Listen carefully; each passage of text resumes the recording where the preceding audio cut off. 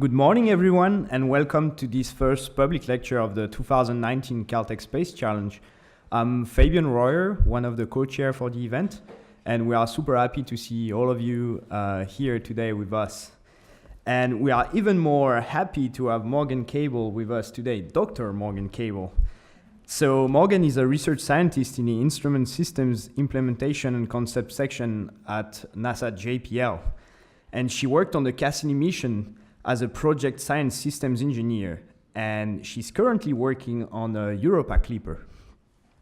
Morgan's research focuses on organic and biomarkers detection strategies through both in situ and remote sensing techniques.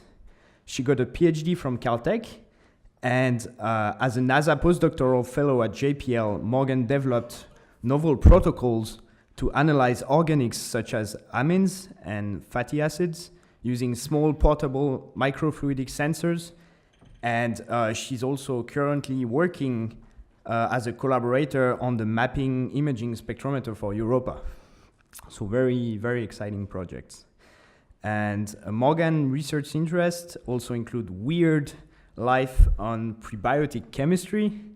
And she has performed laboratory experiments to study the liquid hydrocarbon lakes of Titan. So really cool too. She and her colleague were the first to discover a co-crystal, the equivalent of an hydrated mineral made exclusively of organics that may exist on Titan's surface.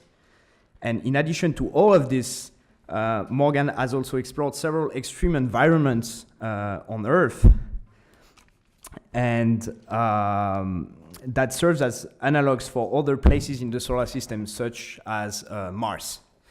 And she was involved in research expeditions to the driest desert in the world, the Atacama Desert in Chile, and to the summit of Mount Kilimanjaro in Tanzania. So please give a warm welcome to Dr. Morgan Cable.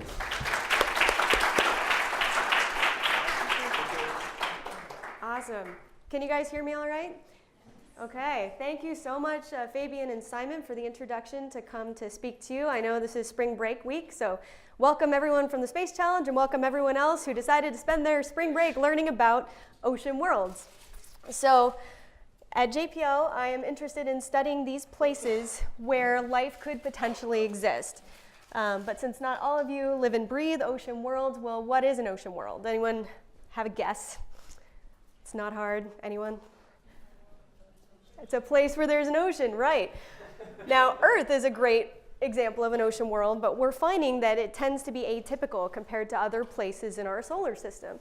Most other ocean worlds, places with liquid water on their, in these environments, it doesn't tend to be on the surface. It tends to be underneath, typically some type of ice layer. Now, that liquid water, it can be of various depths, and it may or may not be in contact with the rocky core of that moon or of that world. And you'll find a little bit later today why that is so important. So there turns out to be a lot of different ocean worlds. If we're just looking around Saturn, there are 3 that we've identified so far. Mimas is still a little tentative. But Titan and Enceladus, we know both have global subsurface liquid water oceans with ice on the outside, and in the case of Titan, a bunch of other interesting organic chemistry going on in the atmosphere and on the surface. I'm not going to talk about that today because the focus of today's lecture is on Enceladus. Enceladus is unique for a lot of different reasons. It's one of the smaller moons of Saturn. It's the whitest and brightest body in the solar system, and it has something that so far no other world has definitively shown to be the case, and that is this beautiful plume that you can see here. This is one of the first images Cassini collected. This is backlit, so you can really see the plume in very high relief coming out of the south polar terrain of Enceladus. So the Cassini mission, which I was lucky enough to work on, got to the Saturn system in 2004 after a 7-year cruise and did science there for 13 years. And Enceladus was one of our prime targets to study, not at first. We actually had no idea that liquid water existed as far out as Saturn when we launched and built Cassini. Built and then launched, guess would be the right order. But once we discovered this plume, of course, Enceladus became one of our prime places to study to try to understand this environment. Now it turns out though that in post-processing of some Voyager 1 images, it turns out Voyager 1 also did capture Enceladus in an angle where if you zoom in, you see that? So decades later, even though Cassini was the reason that we discovered the plume, it turns out Voyager 1 captured the first photos of it, which is pretty amazing.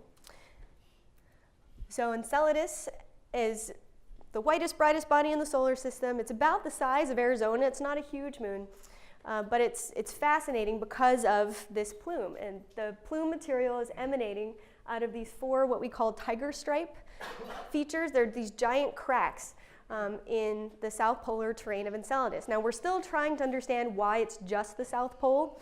Why not the North Pole too? Why is there this odd symmetry? There are some theories that maybe there was some kind of impact in Enceladus's past. We actually see a warm spot, slightly less cold spot somewhere else on Enceladus's surface too that may indicate that it's had something called polar wander in the past. The icy crust is decoupled because it's floating on that ocean, right? So it's decoupled from the core, and it looks like maybe an impact in the past knocked that and caused things to move around, and where the plume is coming out now might not have been where it was originally in terms of the surface. So there's still a lot of questions we have about Enceladus, but thanks to Cassini, we now understand a lot more. So these fractures, there's 4 of them, and they're about, I think, 130 kilometers long, so they're pretty long. Their width is on the order of a couple of kilometers, although we don't think where this plume is coming out from the ocean. It's probably much, much thinner there, on the order of centimeters to meters. And as far as we can tell, this plume has been going on certainly since Voyager, and presumably much longer than that, because Enceladus is nested in one of the rings of Saturn. It's called the E ring. And the material that's coming out of this plume is actually forming that ring. So we're pretty sure that this is a long-lived phenomenon. That's important when you're trying to convince, say, NASA that you want to launch a spacecraft that's going to take 7 years to get there. You want to guarantee this stuff is still going on when your spacecraft arrives. Now, in addition to some of the beautiful images that Cassini took of Enceladus and its plume, we also brought with us a thermal imager. So we were able to confirm that indeed these areas of these cracks on Enceladus's surface where the plume is emitting material are warmer than the rest of the exterior of Enceladus, which makes sense, right? And this is further evidence that these are indeed sourced from that subsurface ocean, not from some sort of local, more close to the surface kind of reservoir. Enceladus is putting out on the order of, I think, 200 gigawatts or something ridiculous in terms of the energy output from the plume that are sourced at the South Pole. And so we've been able to put together an image of a cross-section of what we think Enceladus may look like on the interior. So we know that the ice crust, we have some estimates of the thickness based on Cassini magnetometer, radar measurements. It's on the order of 10 kilometers thick at its thickest, which we think is up at the North Pole.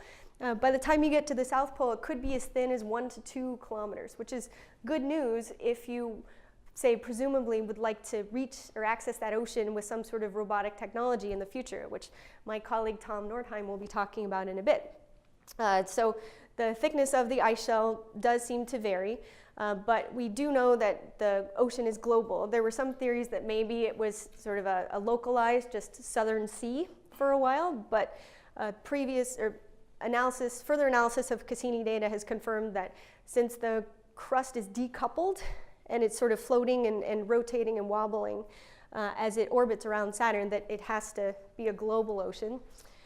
We also know that it is in contact with a silicate core, a rocky core, and I'll explain in a little bit why we think that is. In some places, we know that that contact has to be happening at temperatures of 90 degrees C or above, which is almost the boiling point of water. And so we have a pretty complete picture, we think, of what Enceladus is like, but that's just the start, right? We definitely need to go back and we need to understand more about what the components of this ocean are, and if we can potentially test what I think is one of the most important theories.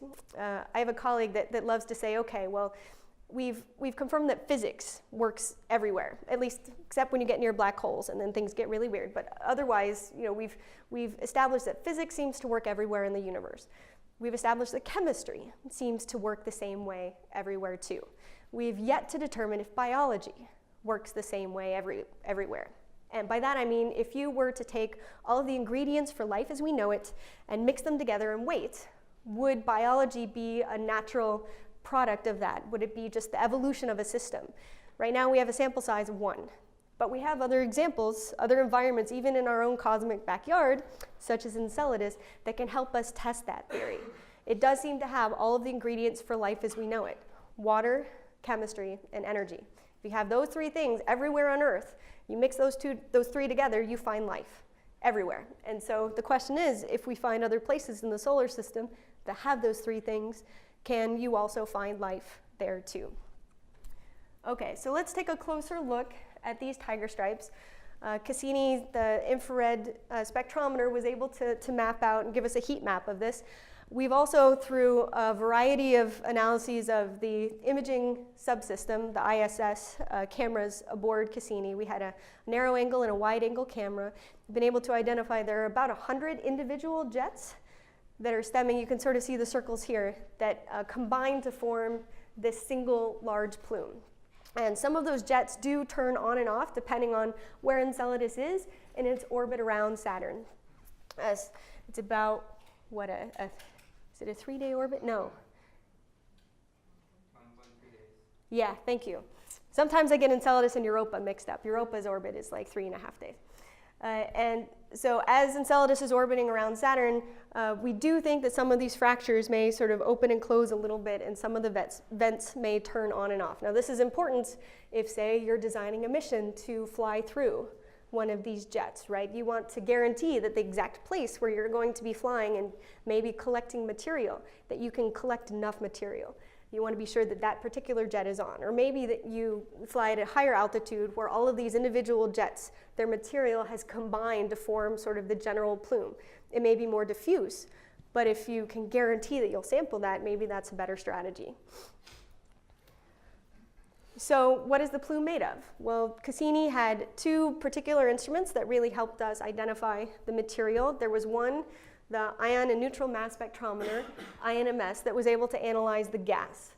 This identified primarily water, which is what we expected, CO2, methane, ammonia. Hydrogen was a very recent report. There were some concerns about interaction. Sometimes when water entered that particular instrument and interacted with the metal in the thermalization chamber, that can also generate hydrogen. And so the authors, the scientists who worked on that instrument, had to very carefully eliminate all other possible sources of hydrogen just internally within the instrument before they could claim a detection of hydrogen. But they did. I think that was a very good and convincing study. So now we know that the plume also contains hydrogen. Now this is important because there are lots of organisms here on Earth that can utilize hydrogen as a food source. It's sort of the simplest food source, right? It's the easiest bond to break. And one of the chemists who was working on this part of Cassini's mission actually equated it to how many large pizzas are coming out of Enceladus per hour. I think it's 300 large pizzas per hour. Now this is exciting because it's an energy source. So is methane. But it's also a little confusing, right? If life were there, wouldn't these be depleted because it's using those up? And so this is one of the things that's under debate right now in the astrobiology community is what kind of ecosystem would still leave these kind of easy energy molecules available. There are some types of bacteria that actually produce methane, so that could be a possibility too. But trying to construct an ecosystem based on our understanding of the composition of the ocean, the types of life that you could find there, and see if we can map that out to the results that we have of the analysis of the plume by Cassini.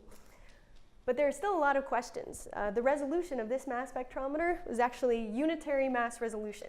What does that mean? Well, that means that it couldn't distinguish between 2 things that had the same mass. For example, CO and N2. These both have a mass of 28. The ion and neutral mass spectrometer couldn't distinguish between those. It would just have one single peak at a mass to charge ratio of 28. So it was state of the art at the time. Cassini was launched in 1997. Raise your hand if you were alive in 97. Okay, it's about half of us. That's not bad. That's better than I thought.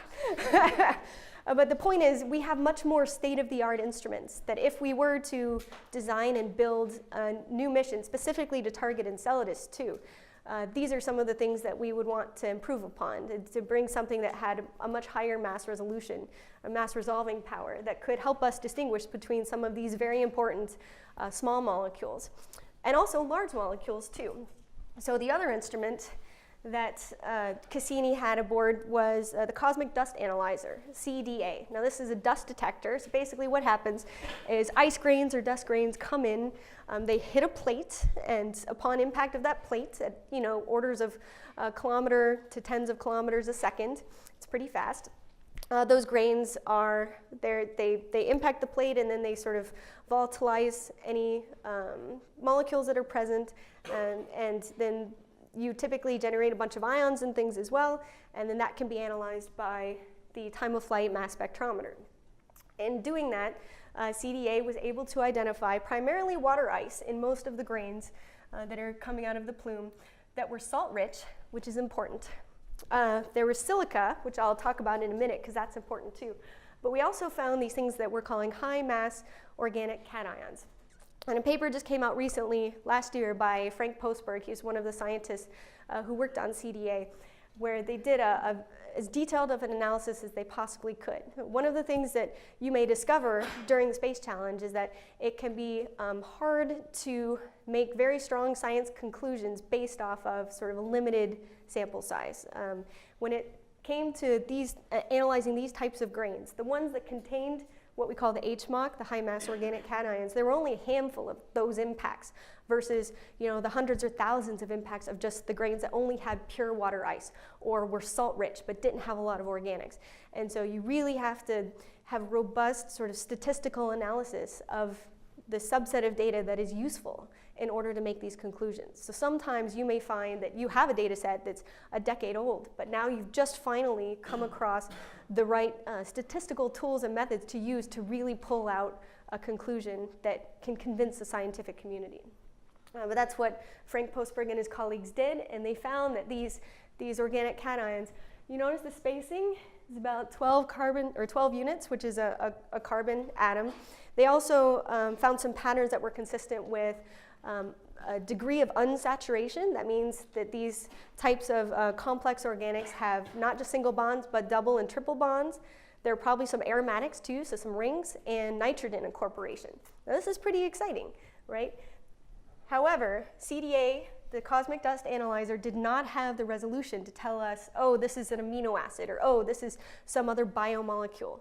That's important, right? So we have convincing evidence that there are some of the building blocks for organic molecules that would be useful for life. But this is not a smoking gun saying that life is present in the ocean. This gives us enough evidence to want to go back. And it tells us that at least some of these grains have sufficient concentration of organics that we can detect them. That's important too. Limit of detection is a critical thing, especially when you're trying to establish something as amazing as whether or not life could exist in these environments. Now let's talk about the silica, because this is something important.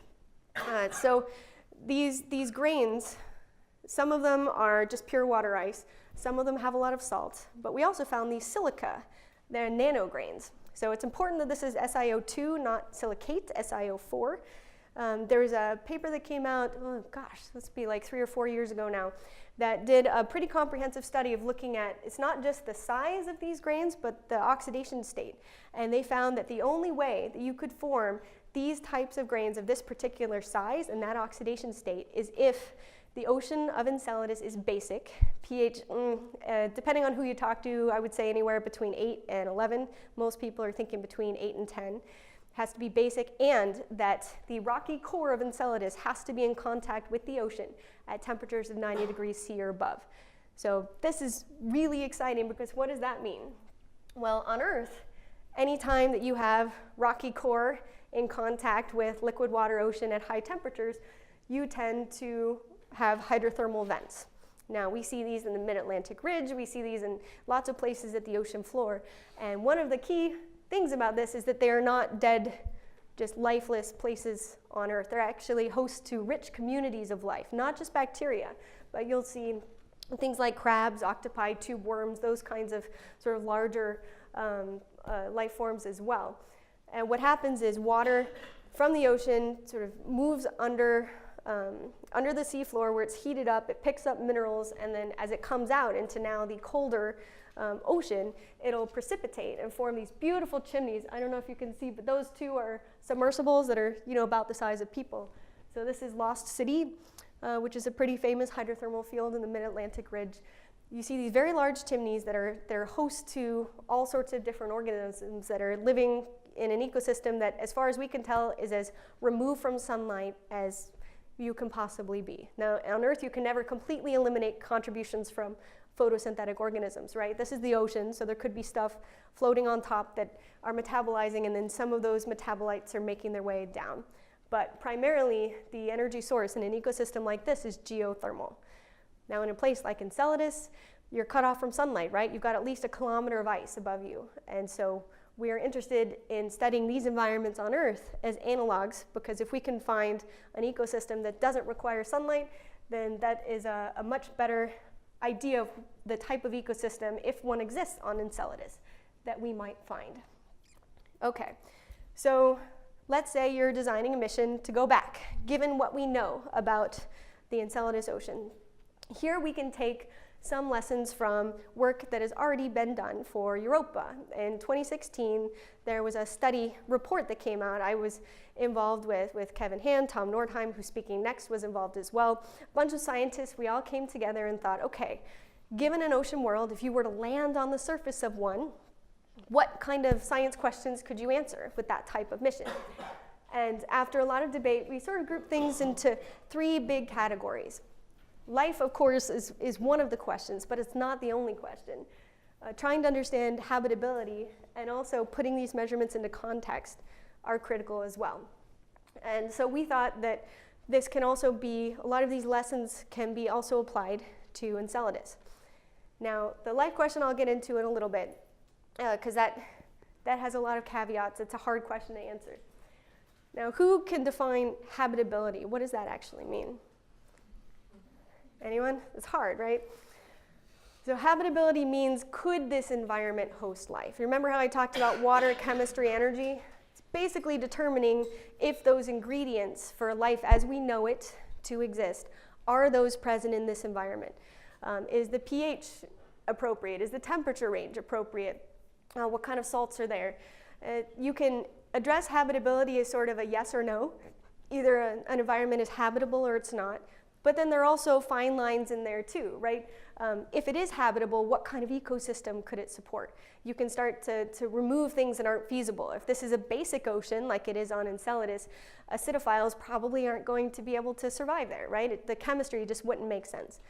So as you investigate habitability, you can start to better hone investigations later that would come for a life detection mission, if indeed you're not doing that yourselves. Now, context is important too. This is where we bring in a lot of the geology and the geophysical measurements to really understand what kind of dynamics are happening, to understand the evolution of Enceladus, for example.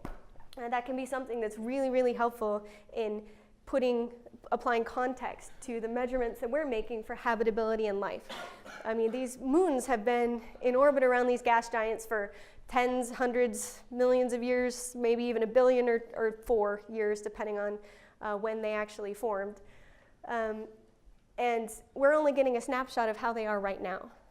But in particular, if you're trying to understand if life could have evolved, it's not going to happen overnight, or at least we don't have evidence to support life evolving overnight in our sample size of 1. And so making sure that the conditions that existed for habitability that were suitable for life, that those have persisted over a period that's long enough that in theory life could take hold. That's important as well. And so I encourage you to look up this report. It's available online. If you just Google Europa Lander 2016 study, you'll probably find it. Okay, so now let's go up and let's look at life. So right here you see we have 4 separate tests. I'm going to talk about a few of these in a little bit more detail, but I want you to notice that there's definitely more than one. So what are some things that you could look for on Enceladus? Well, we have some things that we know for sure. We know that the ocean is water-based, so it's not something hydrocarbon-based like you might look for on the surface of Titan or something like that. We know it's aqueous-based, so there are certain patterns that we can search for that would be consistent with life to evolve in an aqueous system, even if it was completely different from life here on Earth. Now we're going to do some basic assumptions here. We're going to assume that Enceladus forms in orbit around Saturn, maybe not during the accretion disk, maybe later on. I don't know if you've heard, there was a recent report that the rings of Saturn may only be about 100 million years old. Did you guys hear that? It's one of the most recent reports from the very end of the Cassini mission. This is when Cassini went in between Saturn and the rings, which was really cool and very scary the first time we did it. We had our giant high gain antenna like a shield pointing down, so when we went between, just in case some grains were there, that we didn't get pelted with grains at 17 kilometers a second. Anyway, but when we did that, we were able to get a much more accurate measurement of the mass of the rings. And based on that, we were able to determine that they may not be as old as we thought. Okay, but that was a tangent. Let's get back. All right, so Enceladus, we believe that it probably formed from sort of carbonaceous chondrite type material. So we know there are amino acids present, right? You can find amino acids in meteorites all the time. It doesn't mean that there's life, though. But amino acids are probably a very common building block that are abundantly available in our solar system, which means that chances are life is probably going to use those. Now, one thing that's interesting is that if you look in meteorites, there's one amino acid that's very simple, glycine. If you guys remember your basic biochem, the R group, the group that changes on amino acids, glycine has the simplest one, it's just a proton, it's just H. And so in meteorites, or any abiotic systems, you will find, if you ratio everything to glycine, which is the blue bar here, that it'll have 100% of that, because you normalize to that. It'll have the next most simple amino acid, alanine, which is just a methyl group for that R group. But then all the other more complicated ones, where now you've got, say, just additional structural complexity, or maybe are more thermodynamically difficult to form, you don't tend to have as much as those in an abiotic system. But life requires more building blocks than that. How many proteins can you make out of just glycine? Not a lot, right? In order to add functionality to your proteins, to have those fold in the right way, to do the molecular machinery that keeps you alive, you need to have other building blocks. And some of them need to be more complex, so they can chelate to metals, so you can have enzymes to do chemistry, right? That means that life will utilize some more complicated amino acids, and they will be present at levels higher than you would expect if life was not involved. So this means that we're not specifically looking for Earth life. We're just looking for life that uses building blocks that are available, namely amino acids, and enriches the concentrations of some of those over what you would expect just based on thermodynamics of an abiotic case. Does that make sense? This is an example of a pattern you might look for. It's not the only one. And there are other patterns too. Let's assume this is an aqueous environment, and it would make sense to assume that the life that evolved there would want to sort of isolate its molecular machinery from the environment. Okay, well, in an aqueous system, how do you do that? You would need some sort of non-polar molecule, right? Okay, well, what does that leave us with? Well, carbon is one of the most abundant elements in our solar system, and when you make long chains of carbon, which is pretty easy to do, you form non-polar molecules. These are mostly called lipids. Okay, well, we can look for a pattern of those. Let's assume that life is going to use something like that to form a micelle or some other way to isolate itself from the environment. Well, all Earth life does this, and all Earth life does this in a pattern. Most cells will do this in the pyruvic acid cycle of how you make long carbon chains. Most life on Earth adds carbon in units of 2, so 2 carbons at a time. That means if you were to scoop up a sample of seawater and distill it down and look for long chain carbon chains, you would find that the even numbered carbon chains were much more abundant than the odd ones. Now, in an abiotic case, then you're just doing things typically by Fischer-Tropsch synthesis, and you don't have that. You're adding on 1 carbon at a time. So there's a pattern here that's different if life is present versus not. Now, I said most life does this. Actually, all life does, it's just sometimes it's not a 2 carbon pattern. Archaea tends to make carbon chains with isoprene units, so it's a 5-carbon pattern. So the point is, we may not be able to tell, maybe Enceladus life does it as a 3-carbon pattern, but there's going to be a pattern that is unique if life is present and is modifying these carbon chains than if life is not. So again, trying to be as agnostic as possible to the types of life we might find, but making some basic assumptions of the building blocks they might use. So we could look for repeating carbon subunits that abiotic environments wouldn't utilize. Now, there are a couple of other things you can do. This gets a little bit more complicated. Life tends to enrich its molecules in lighter elements. And so if you were to look at the carbon-13 or the D to H ratios in molecules that life had modified, you can do some fancy correlations and get to a point where life fits in one box and abiotic reactions and synthesis fits in different boxes. Now this, if you were to just have an analysis like this and try to convince not just the scientific community, but the general public, see, look, all of these molecules fit in this tiny green box. That means life must be there. Do you think anyone's going to believe you? It's going to be challenging, right? So one of the key takeaways that I want you to take from this is that life needs a multi-pronged approach. You need to have multiple independent lines of evidence. So this can be another important line of evidence, but it can't be your only one. Now there are other things you can look at too. Life uses DNA here, might not use exactly the same DNA or nucleobases or RNA somewhere else. But Steve Benner, who's at the University of Florida, has done a lot of work to support the fact that any sort of life that would need an information-carrying molecule, something akin to our DNA, needs to have some very specific properties. Things like a charged backbone. Apparently that's really important in terms of making sure that the structure on the inside can still have an alphabet that you can interchange and things that can be copied and things like that. So being able to isolate, concentrate, and identify what he calls polyelectrolytes, so very long chains of molecules that have a repeating subunit and a charged backbone. That could be another indicator. So these are just examples of types of tests that you might run. But like I said, we really want to avoid the Viking problem. There's a really famous systems engineer who's been at JPL a long time. His name is Gentry Lee, and he talks about shrinking the ambiguity box. He actually worked on the Viking landers. And he's still around. He's giving us advice on what we should do for Europa and Enceladus. Viking had 3 tests for life. And one ended up showing positive results, one was negative, and one was ambiguous. So where does that leave you, right? The key here is, well, there were a lot of things. We've learned a lot since the 1970s. We actually didn't know that Archaea was a thing back when Viking landed on Mars. A new branch of life we had no idea. It was unknown to science at the time. In fact, we hadn't invented PCR yet, I believe, when these landers were landing on Mars. So our knowledge of just the potential, the extremes, and how we might detect life has evolved significantly since this time. But that doesn't mean we can't fall into the same trap.